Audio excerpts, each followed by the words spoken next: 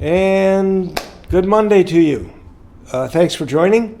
First item I want to mention is the Stats with Greg boot camp this week at Sunnybrook. It's 9 to 11:30, and that's on Wednesday. So if you haven't signed up, do us a favor and sign up so that we at least know an approximate idea of how many of you are going to be there so we can provide for that. So it's going to be a great program. I think that you'll be impressed with the presentation and the information that you get. So again, Stats with Greg Boot Camp at Sunnybrook Country Club, 9 to 11:30 on Wednesday. Okay. Title of today's little visit is Be Safe Out There. And if you don't recognize the line, it comes from an old television show called Hill Street Blues, where the captain at the end of the, when he sent them off to on their shifts, he said, be safe out there.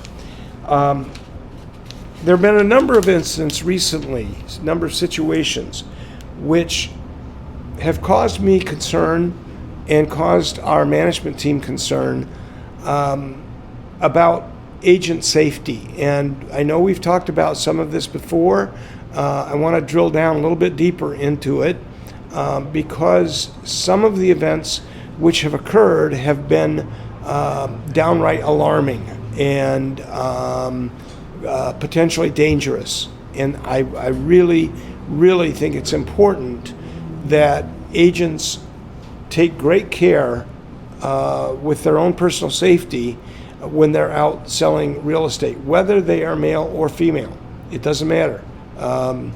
So I want to go through a couple of things. First of all, there is a program called Forewarn, and Forewarn is provided to WMLAR free of charge, as I understand. And Brian Cribbs is familiar with the program, and hopefully maybe he can post something on here, a link or some more information. But if you go on Forewarn, it will allow you to find out information about the person that you may be meeting for a showing, some of their background and so on. And I think it's a great tool, but only one of many tools which I think we have to be using in order to be safe when we are out there as realtors. The first of which is common sense. The most important is don't put yourself in a dangerous situation. And sometimes people go, well, I trust people. Most people are good. You're right, most people are good. And however, it only takes one bad one to end your life. And so we take this very seriously. We had a situation recently where one of our agents went off the grid, just completely went off the grid, and was supposed to be at a certain place at a certain time, writing an offer for a client, and never showed up. We lost all contact with the agent. No phone calls, texts, emails. Agent literally dropped out of sight. Agent had a child, and a young child, and the phone calls were flying back and forth between people in management as to what we should do about it. And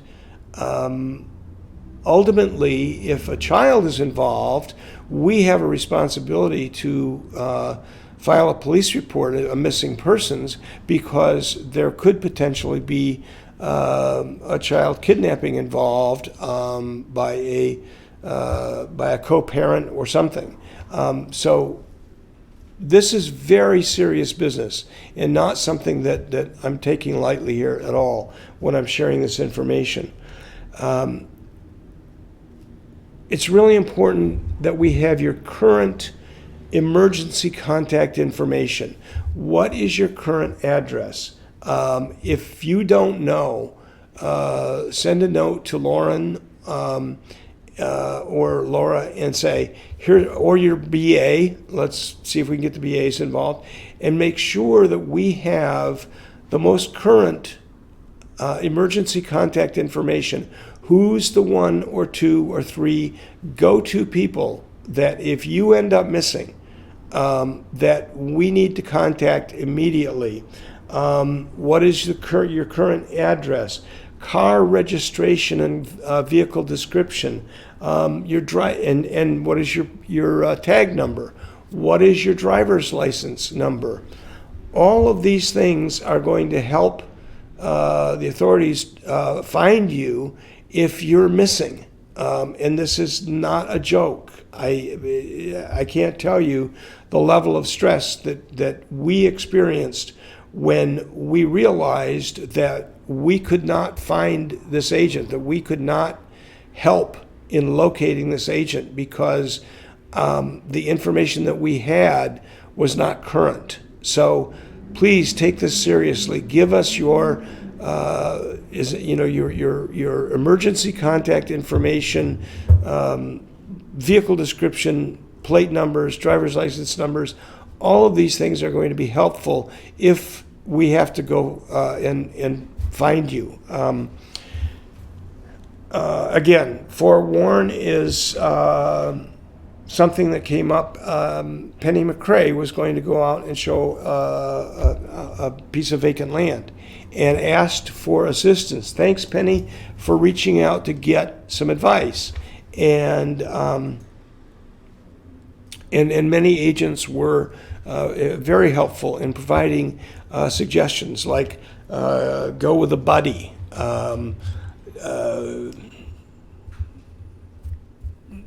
Brian Cribbs ran a forewarn and discovered some information. It all turned out fine. Penny is fine. But don't just run off and show houses to people that you've not met. That's a very dangerous practice. In fact, I was working in the Detroit market, and I had a broker who had a policy that if you were going to work with a buyer, you were required under company policy to have that person come into the office, provide their a copy of their driver's license, and that driver's license was put on file along with an agenda, an itinerary of where the agent and the buyer were expected to be at any given time. So if that agent ended up missing, that we knew a place to start to look for her. The agent also had secretly provided the branch administrator with a call schedule, a schedule where she was going to call in at certain times. And if she did not, the branch administrator was under instructions to start the process, the search process immediately. So this is not a joke. This is not to be taken lightly. Some people recommend a buddy system. I strongly recommend a buddy system, particularly if you are meeting someone for the very first time. Personally, I won't go out with a buyer unless I have met that person in my office with other people there and I have a copy of their driver's license. It's as simple as that. It's clear cut. There's no exceptions. I will not put my life at risk with someone I don't know. Pepper spray, air horns, and of course, we can't go without mentioning the CPL, the permit to carry. I'm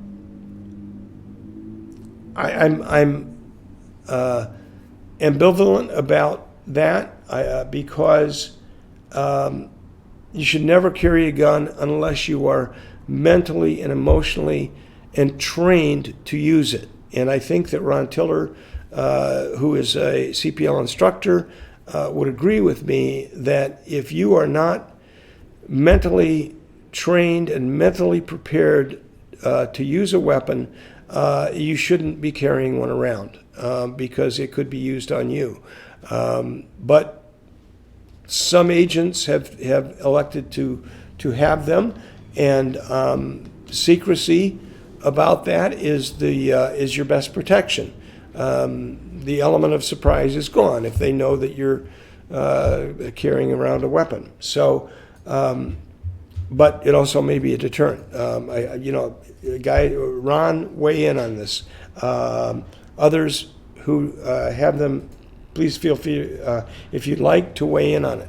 But whatever you do, keep yourself safe out there when you are working. Brian just posted about where you can get the ForeWarn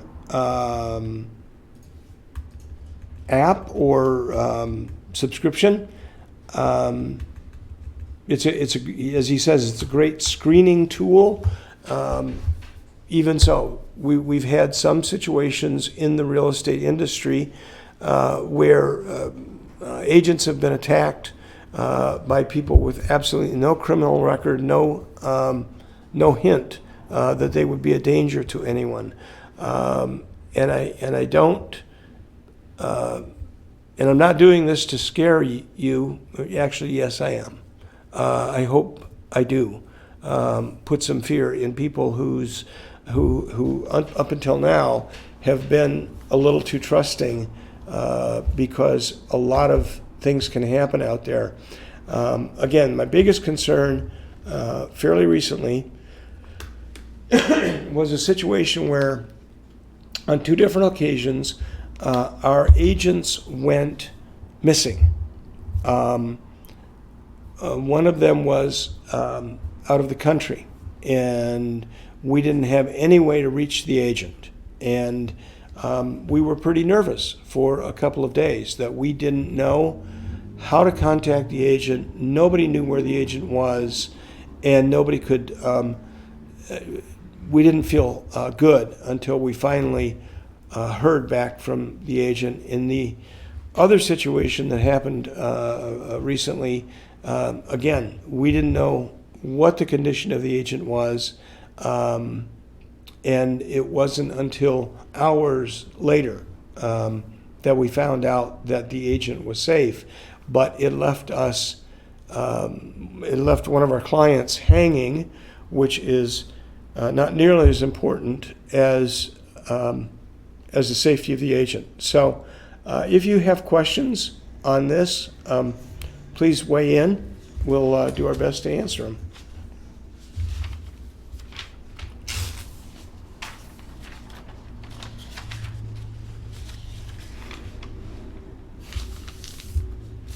Well, let me add, because of the recent incidents, the management at 5-Star is probably going to be addressing this in terms of establishing a protocol, which we will share with the agents to let you know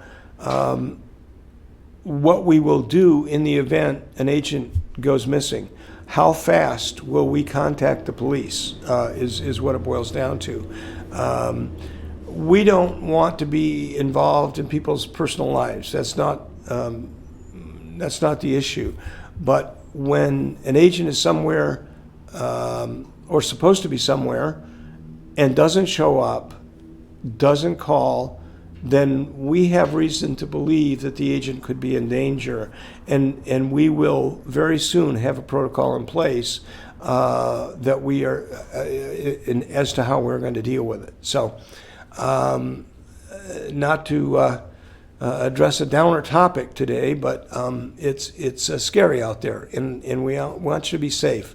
We want you to sell real estate, but do it safely. Okay. Happy Monday to you. If you have questions, I'll be here for a bit. But if not, I'm going to sign off. Any questions, Don? All right. We'll see you next Monday.